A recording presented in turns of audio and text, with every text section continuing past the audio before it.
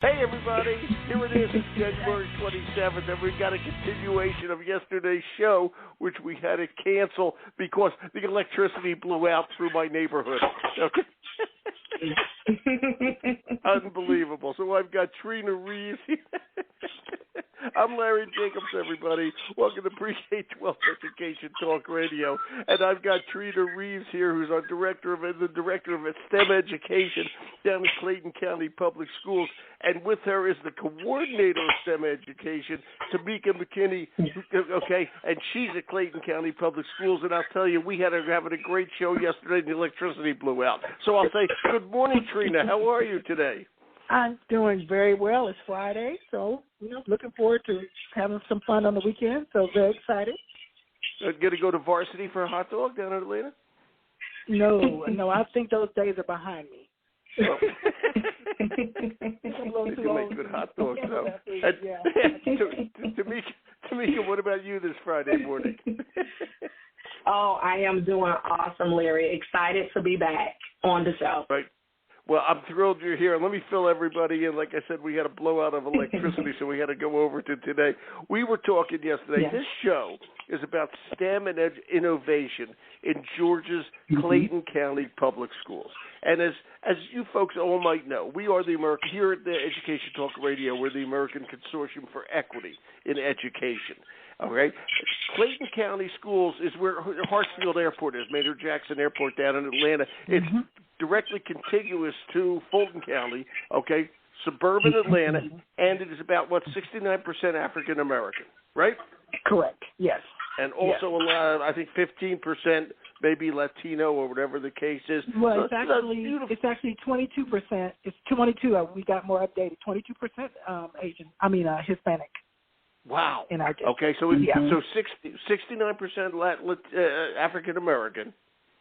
Okay, and 22%. Wow, this is great. A beautifully, if I may add, diverse district. Okay, an urban district, if I may.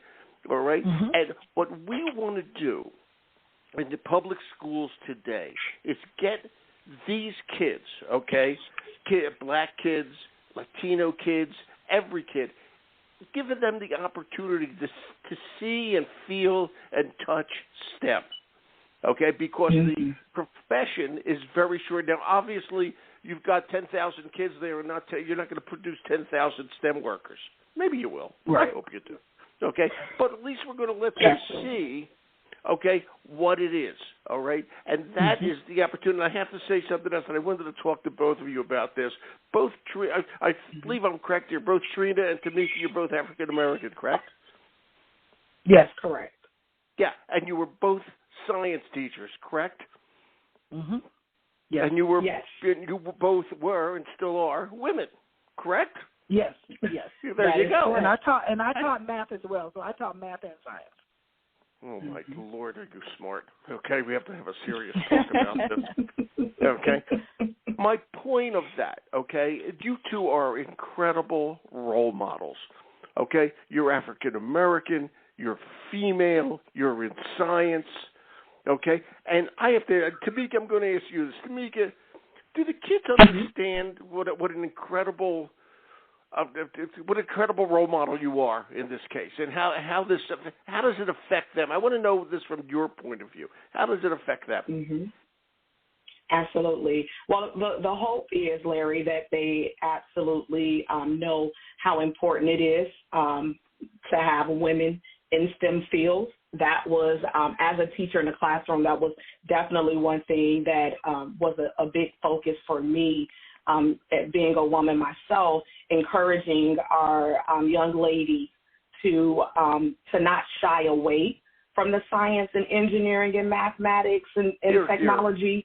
And, it was a daily conversation with a lot of the young ladies, encouraging them to be involved, to stay involved, participate in a science and engineering fair that we host through the district that then lends itself to those students going on to our state fair here in Georgia. as well as, potentially going on to the International Science and Engineering Fair, where many students receive scholarships or rides to college based on their science and engineering fair projects.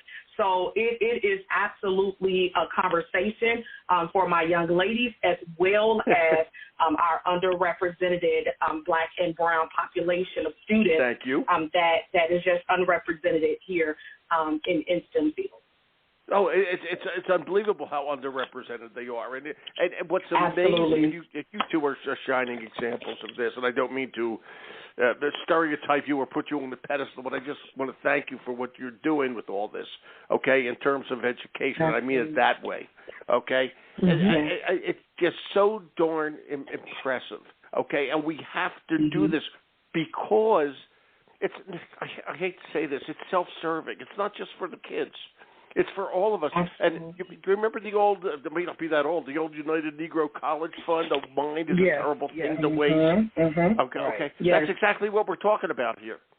Okay? We can't afford as a nation to waste minds. We need everybody working together, okay, to improve everything. Okay? When we're talking about STEM, we're talking about everything from food science to space science. I mean, we're talking about everything in there in mathematics and engineering and, all that sort of stuff. Okay? And I'll tell you, it's amazing. And so I have to ask you, when you're in charge of STEM for the whole district, Trina, at what age are we starting to get them to understand the possibilities, understand the opportunities? Because you're a pre-K-12 system. Where does it all start? We are. It starts in pre-K. And this was definitely a mind shift probably over the last 5 to 7 years. To give a little background, I was principal of an elementary school, and we obtained our STEM certification, full school certification, because I also didn't believe, I think a lot of people thought STEM was only for gifted students or advanced learners.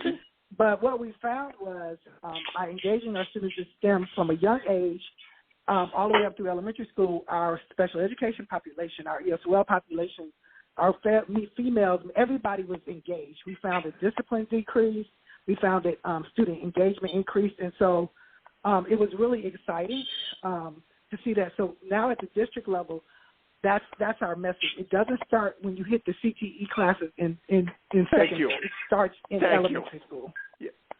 Yes. And by the way, what you just said to me, I loved what you just said, that it doesn't start when you hit the CTE classes. Okay, I say this a million times. Career and tech education used to be called vocational education. And they would send me to wood shop, and they would send me to metal shop, and they'd send the girls to home ec. Okay? It had nothing to do with academics. Okay? I just want to say about the importance of CTE right across the board. It is career and technical education. And if you want to be a welder or a plumber, okay, if you don't understand math, science, and engineering, you're going to be a lousy welder and you're going to be a lousy plumber. Okay? It's that simple. You're going to be an auto mechanic, you're going to be a lousy auto mechanic, okay, if you don't understand technology. Okay? Well, I think the light bulb has come on. The light bulb has come on in Georgia because the CTE, and down here in the South, the CTAE, the agriculture science in the acronym as well, but they're actually bringing it down to elementary school. So now we're looking at even our state understanding the importance of starting that CTAE process in elementary school. So we're really excited about that. Was that Trina? Yeah. Trina? Was that you, Trina? Yes, that's Trina, yes. Yeah, Trina, I heard about when the night the lights went out in Georgia. Now we know that the light bulbs went on in Georgia. Right. We need a new song. The light bulbs are coming on in Georgia. They've been on for quite a long time, I might add. The lights go on in Georgia. Yes, with all this said, all right, we were doing pretty well, but we were doing okay. Let me just sit there, and I'm talking nationally. And then COVID hit. And COVID, it was horrible, okay? It was horrible. How many million people died? It was horrible, okay? A lot of kids lost relatives. A lot of people died. A lot of people got sick, okay? So I don't want to make that part of COVID good, okay? But emergencies force change, as we all know, okay? And sometimes it takes something like that to get us moving, and I don't want to make anything good. I guess there's a silver lining to a dark cloud. Let's put it that way, okay? Point being, and I'll ask Tameka, not Tameka, I want to ask Trina because she's director. Talk about how COVID affected STEM education, okay, if it did, okay, and in what ways? What happened to all the progress you were doing, et cetera, and where are we now? And I'll ask that to Trina. So you said something just a minute ago that I think is the forefront of my mind. It forced people to get out of their comfort zone. I find that educators tend to be traditional, and change is really, really difficult sometimes. But it forced people to get comfortable with technology when maybe they weren't before. But it also created opportunities to be creative. So I'll give you an example. Go ahead. We did a STEM unit in which we had the parents come by and pick up what they needed to do the PBL, the project-based learning. And we still, we had to be creative. We still found a way to do this. It was a 6-week project, and the kids were engaged. They logged on every day. They looked forward to it. So it really forced people to think differently and outside of the box. I won't say it was prevalent. I mean, we definitely took steps back. I'm a part of Tameka and I are part of a collaborative of STEM directors and coordinators around the metro area, and all of us saw steps back. But it definitely made us think differently, and I will tell you that I went from just a few schools interested in STEM to over half of our schools interested in being STEM certified. So it really changed mindsets. And you said something I have to ask you, and I'll say, since you answered, I'll ask you again, Trina. Okay, this is the second time you said that, and I'm not sure I understand what it is. You said STEM certified. What is that? Is that a Georgia thing, or what is that? I'm not sure. So there are two in the we, just like the systems or schools get certified. What's it? Accredited. Yeah, it's an accreditation process. Just like that, they have one specifically for STEM from Cognitive, which is an international certification. And they used to be Advanced Ed. You may have heard of Advanced Ed, but now they're I haven't heard of them. International certification. And then our state also has a STEM or STEAM certification process in the state. So there are 2 ways your school can demonstrate through artifacts, observations, project-based learning, transdisciplinary learning, that they have created a culture of STEM. So that is one of our goals, as many schools that we can support. All of our schools we support with STEM, but those schools who want certification, or an accreditation in STEM, we provide a little extra support to help them through the process. Boy, that is excellent. Thank you for explaining that. Tameka, okay, we're talking about STEM, and the 3 of us all know what STEM is and all that. My audience knows what STEM is, but we got to impress the customers who are the kids, okay? And we get the other and our, if I may, you'll laugh, the retail clerks, the people who greet the customers, i.e. the teachers. Okay, they're a big part of how well we all do with this, as you might have noted. The teachers are amazing. Okay, how are we doing? Now we're going to talk about what you're working with Discovery in just a second, but how are we doing? Because not every elementary teacher is a science major or a math major. I mean, they're Jacks and Jills of all trades. Let's be honest. Okay. All right, and they do an amazing job, but I don't mean that this is a compliment. But now your STEM, your pre-K-12 basically, how is everybody handling it? Okay, especially in elementary and into the upper grades with the greater emphasis, so to speak. Go ahead. Yes, great question. So I think that they are all handling it at their own pace, to be fully transparent. One thing that I can say, our district has done an amazing job with keeping STEM at the forefront. And in creating my position, which I just joined as the coordinator of STEM, it was a new position in our district in September of 2022. Wow, yes. Congrats. Lucky and them. Thank you. And lucky them. Congrats I will hope so. Yes. Congrats to you too, Thank Trina. you. And with that in mind, I think that what that allowed us to now do is to support those teachers that you were just referencing. in terms of them understanding both the importance of STEM education, the benefits of STEM education, and also being comfortable, having that comfortability and being able to truly implement STEM education. Because I think that education piece is sometimes get misunderstood when we just hear STEM in general in terms of STEM jobs and work and fields versus STEM education. And so for pre-K through 12, what we, Mrs. Reeves and I try our best to do is to provide our schools with support that are going through, that are engaged in their students in STEM education. We provide our teachers with professional development, with understanding how to truly build and develop, create lesson plans, as Ms. Reeves spoke on earlier, that are integrated, getting our teachers to understand that the true basis of STEM is integration, and that is the integration of multiple contents within one lesson. Yeah. And so, just taking them through that training and getting them to truly understand how that looks, how it can be implemented, as well as supporting our administrators with knowing the look for to assess or to monitor the uses of STEM, and ensuring that our students are constantly engaged in STEM education and those STEM practices. And then I'll also just circle back for just a moment. Earlier when you all touched on CTE, and you spoke on vocational schools. As I stated yesterday, I'm from Chicago, and I actually went to Chicago Vocational Career Academy there in the inner city of Chicago. And, what I have always come to say is that STEM has been around for years. And, I graduated in the 1990s. I'll say that. And so I'm graduating then with my license. I can do math, Tameka. I can do math. You graduated when you were 4 years old. I can do the math. I got it. Don't worry. Yes.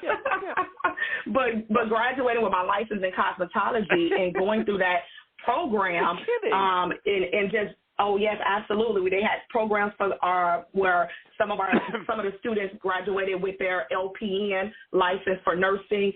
We had sheet metal. Everything that you just talked about. But I say all that to say this: the difference between the education then or vocational school then and what we are trying to do with STEM now is that we want teachers to understand that it can still be STEM in those vocational trades, because if they are intentional about making the connections between the sciences and the math that exist within those different vocations, then you are absolutely preparing your students to then leave from high school, either going into the work field or into higher education with a mindset and with skill-based understanding of how STEM works in multiple ways. So I definitely think that we are on the forefront and definitely on the correct trajectory to ensuring that our teachers as well as our students understand that's where STEM education is currently.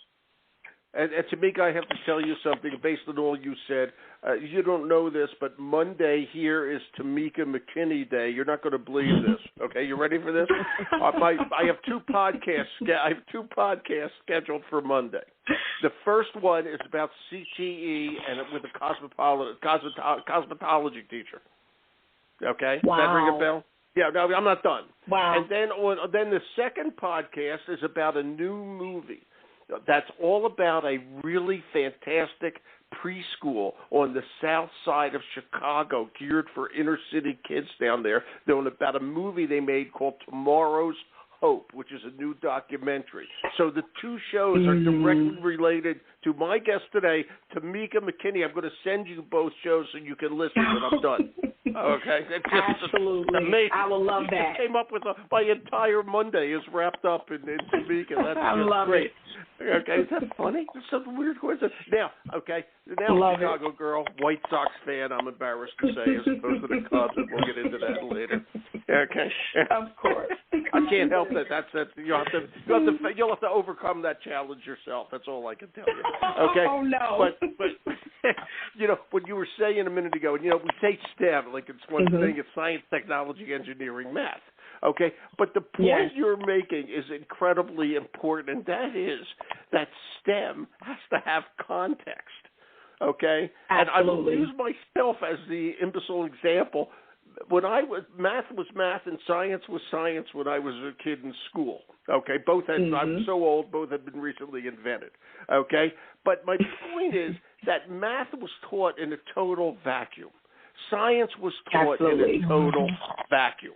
Okay, Complete and of course we didn't even have isolation. technology and engineering. Get out of that. That didn't even. But my point is, if we get all this together and show kids the opportunities that are out there and how it relates, to them, and how if I was a teacher these days, I'd only have a big wad of play money, and I would say, I'd throw the money out to the kids. You listen here, you're going to be making real money someday. Okay, so keep this and remember me. Okay, because that's what it's about, to make you economically secure. Though you're too young to understand that now. Okay, so keep the play money. All right, and I'm going to segue into this. You guys are using the Discovery stuff, okay? Discovery education. Yeah. Okay, and one of the things I have always loved about Discovery is that they open up a window for kids. I mean, there's a lot of good curriculums out there, but they open up a window to show students, and help teachers, by the way, but show students that there's a world of opportunity, by the way, that's a lot of fun. It's real interesting if you pay attention. Okay, you'll really want to pay attention. What are your thoughts on that, about opening up these opportunities to those kids? And I'll give it to Tameka, but if you want, you can pass it over to Trina. Giving the kids the opportunities, and talk about how you're using the Discovery curriculum, if you want to do that. What I think is important. Absolutely. I think so as well. As we know with anything in education, in order to be truly receptive from the student's perspective of STEM education or any other discipline of education, it is always enhanced by resources. And what's so very important about our new partnership with Discovery Education is that this digital resource, it allows our students to continue to be exposed to ed tech, to enhance the idea and the understanding of integration through digital literacy. It also it does a really great job with Discovery Education, providing our teachers also with opportunities to become familiarized with additional lessons or activities, giving them ideas that they can expound upon in their classrooms to engage their students in integration and in STEM. And so it does. It definitely lends itself to support teaching and learning through and through when we are talking about resources such as Discovery Education. And it also fosters that idea that teaching and learning can be fun. And it absolutely can be used with a digital resource, but it can also take itself from digital to being used and applied in the classroom, because that's what we still want to do. We still want our teachers and our students to know that the digital resource can be the starting point, but with Discovery Education and the lessons and everything that are embedded within that platform, it then lends itself to teachers and students using the information that they are learning and engaging in digitally to then apply it to projects, PBLs, if you will, in the classroom. Then now being engaged, being hands-on, and just truly enhancing students and deepening students' understanding of those specific standards and concepts that we want them to understand and to know. It all brings it truly together.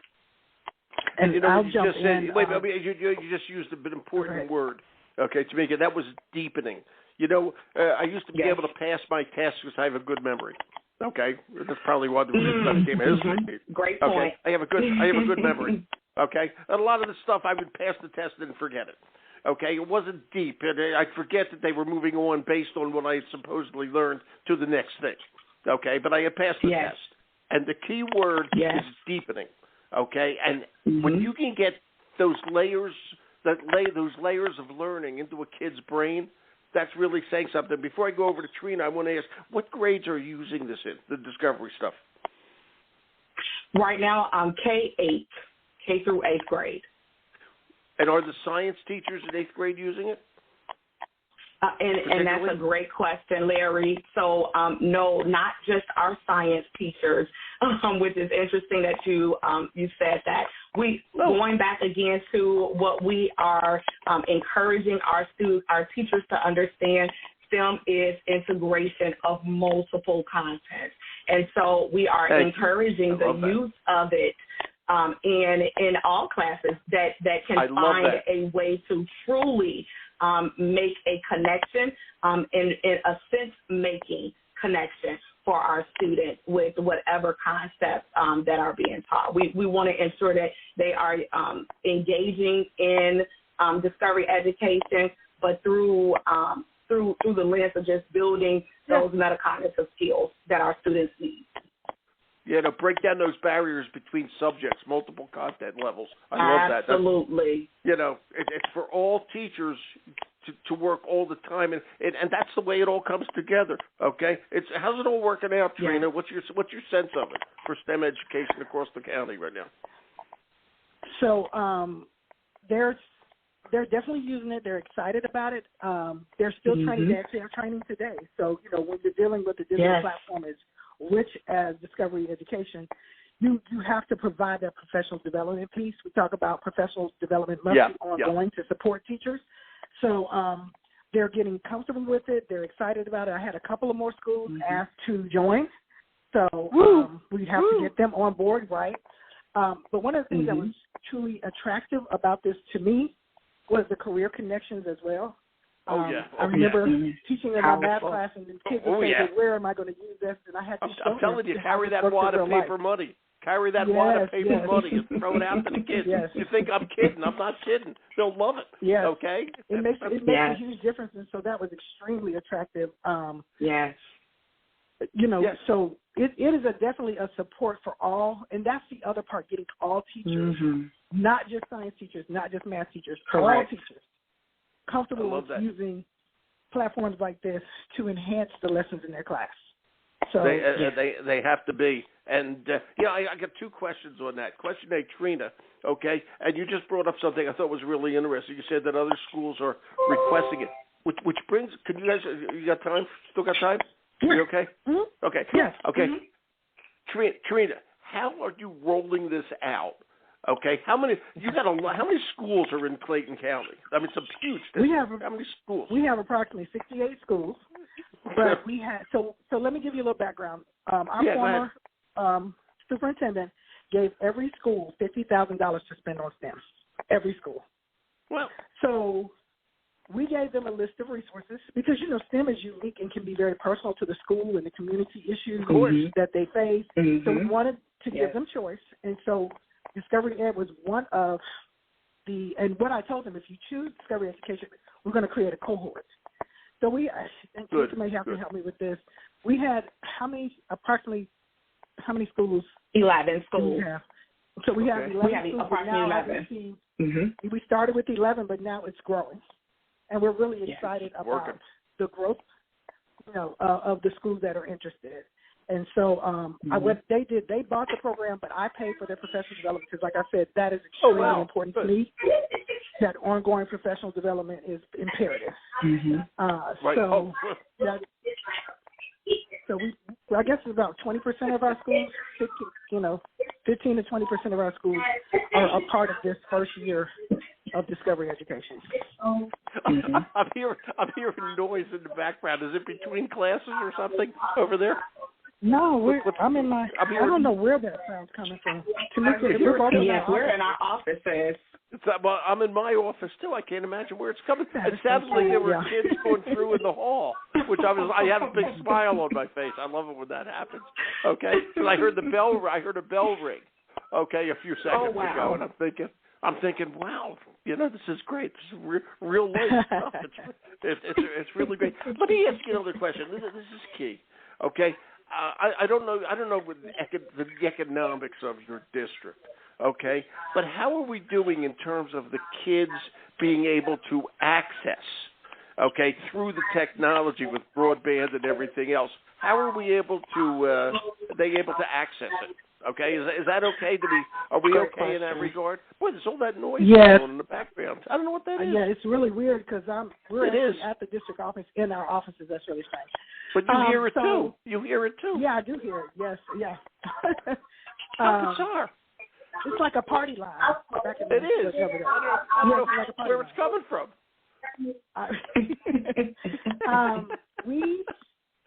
When the pandemic hit, our district made sure we had a 1-to-1 for all students, and then we also worked on boosting the ability for signals and service to stretch across the district. So that piece, all students have access to the technology, and if parents need additional assistance at home, we provide that support to help them at home. I will tell you, I just had a meeting today. One of the issues is keeping the devices running, because kids are not always the most careful, especially our younger students. Really? I hadn't noticed. Really? Yeah. Right, yeah. so trying to keep up with the device maintenance would be, I'd say, a challenge that we are working through now, but students definitely have access. Right. It is all so important. We have a magazine. It's called Equity and Access. Okay, and that's what it's all about. That's what it all boils down to. We do it in an equitable manner. We give all kids access, and they will shine. Okay, that's what it's about. And it's also the same thing for teachers. And I just have to end on this note. It's tough finding teachers these days. That's why, and I have to say, that's why it's so important to have good curriculum products and good ed tech, because newer teachers, they're fewer and further between. Okay, we need good products to help them as best we can. That said, okay, and I'll ask Trina, how are we doing on teacher retention and teacher recruitment in terms of science and math? Always has been a challenge, to be transparent. Finding qualified math, science, and special education, those are our three. Oh, yeah. And then also in those CTE courses, specialized courses, it's hard to get a computer science teacher when they can work in industry and make no money, right? So we try to be as creative as we can through, we've done incentives for teachers. I know in STEM and computer science, I've worked with teams, and we've created a STEM and computer science endorsement so we can build our own capacity within the district for those courses. But it's definitely a challenge. It's something that the HR department works with the coordinators so that we can get highly qualified, competent teachers in our classroom. So that's a challenge, I think, across the nation. It is. It's a challenge everywhere, and I was just curious how you guys were doing with it. And I'll say this to you, and this is really important. Again, I'll say it. You two are such beautiful examples, okay, of the kind of people we need, people who look like and understand the kids they are teaching. Okay, and it's just so darn important these days. So keep being a great example, and Clayton County will just shine. You guys are just terrific. So I can't thank you enough for being here today and putting up with my electricity here in town. I'm so glad you.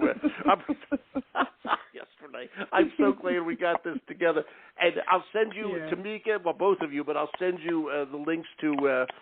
Monday's shows. You can listen whenever once they go on. Okay, it's amazing, Tameka, how you fit in perfectly. So it's Tameka Monday here.